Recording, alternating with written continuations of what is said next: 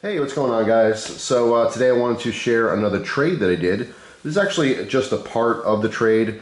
This person, Joe, had sent me these 4 knives. It's a very cool puzzle, as well as a bunch of decks of cards. And the decks of cards made up for a lot of the value of the trade. These are just some more affordable, cheaper stuff, but pretty interesting. And I wanted to share this portion of the trade just because these are the knives. And on my side, it was a plethora of different things. The main knife that was traded on my side was that Bastion Gear Baron from one of the battle boxes, which is pretty cool, very cool, interesting knife. But it's just out with the old, in with the new. He did send 2 notes, one off camera and one that is okay for the camera. So I'm gonna go ahead and read that. So it says, just a note to say hi and thank you again for making this trade. I hope to do more in the future. Sorry if it took so long to send. Best wishes for you and your family. Hope you enjoy the extras, from Joe. Thank you, Joe. Yeah, I mean, it happens. I talk to a lot of people daily for trading, and I do a lot of trades constantly. And sometimes people just forget. Sometimes things happen. I mean, life happens.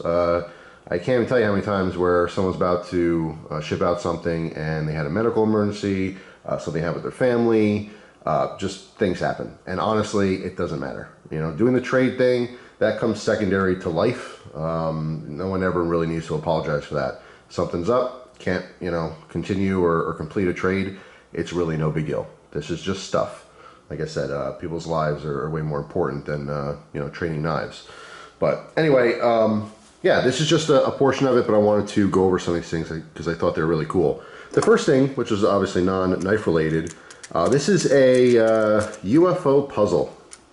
And I thought this thing was really, really cool. This took me, I want to say, like 3 hours to figure out, and it wasn't on my own. I actually had to look it up. I watched videos on YouTube on how to solve this puzzle, and it still took me like an hour after that point. All right, really, really interesting. There's 3 pieces inside that create this sphere. It's just, I mean, you know, if you're curious, watch a video on it, but it's crazy how this thing works. So yeah, finally got that apart, got it back together, and it's not like I could just do it over and over again. It would still take me a while to figure this out. But I thought that was pretty interesting if anyone's into some advanced, you know, puzzles and stuff. So yeah, going over the knives, this one is probably the most familiar for people out there. This is the CRKT SPEW. I actually have 2 of these, I believe, but hey, the more the merrier. These are awesome for trades, so throw them in. Also, you know, people who, you know, that I know that maybe comment on my neck knife and stuff. It's something that I can offer to people. Very lightweight, extremely pointy, which is very, very versatile. Okay, you can do a lot with that very, very fine point. I would say a knife like this is not for an amateur knife person, and I'm going to say that because of that fine tip. Generally speaking, and this is not always the case, but people who aren't used to using knives all the time or using them properly, you give them something that's this pointy, and you could probably count in your head how long it's going to take for that tip to snap off. Because you're going to immediately use it hard and on something they shouldn't be, and it's just going to pop right off. But fantastic neck knife option if you want a decent length of blade and an extremely pointy tip. So CRKT SPEW. Next knife here is a knife from CIVIVI. All right, this one is the Hooligan. Very cool Damascus blade. All right, let me give you a little zoom on that. Nice blade pattern on here. This one has some finger grooves. It is pretty comfortable. All right, to hold in the hand for me. Pocket clip does rub just a little bit. Haven't used any of these knives yet. Not sure if that would create a hot spot in the future. But it's pretty comfortable. I don't think that would be an issue, but sometimes you just don't know until you actually take these things out and start beating on them. But yeah, pretty cool knife. CIVIVI overall has offered a ton of different models with Damascus blades that are very affordable. Okay, this one's in the like $75 range. The next knife here is pretty interesting for me on a couple levels. This is a Smith & Wesson M&P. This is their M2.0 dual action knife. This is like a $20 knife. Nothing, you know, to write home about. You know, people know Smith & Wesson knives. It's not, it's not known for their high quality and popularity. But look, tons of people have them. I think it's pretty cool just because I had no interest before in in M&P stuff, but I am doing a trade currently for a Smith & Wesson M&P Shield, all right, the 2.0 Shield. So the fact that I have the M&P 2.0 dual action knife, that's kind of cool on a different level. But I was interested in this one, or I really like this one, I should say, because this was like a total bonus. This wasn't part of the trade, it was just a surprise. But I like this because it's going to go into my unique mechanism collection. So this is considered a dual action. Okay, so you see there's a switch on the front here. If I just hit this flipper, you can see it's kind of a manual knife. I say kind of because at this point here, there's spring tension. All right, so whether I hit the flipper or the thumb stud, it pops out a little bit. You know what I'm saying? Just there's a little bit of spring action, so it's not fully manual. If you want to open this slowly, you can't really. It just pops out to here. Then you can kind of manually open it. But the idea, obviously, is you can use the flipper and a little wrist action and get it out all the way. All right, I wanted to zoom in here for some detail. You can see when the switch is down, it's A for assisted. When it's up, it's M for manual. So I just showed you as the manual, pops out a little bit, and then it, freely moves. Or if you push it down, then you're activating that assisted mechanism. Okay, so it shoots right out, which is really nice. Ambidextrous thumb studs, right? You can use the flipper or the thumb studs to get that open.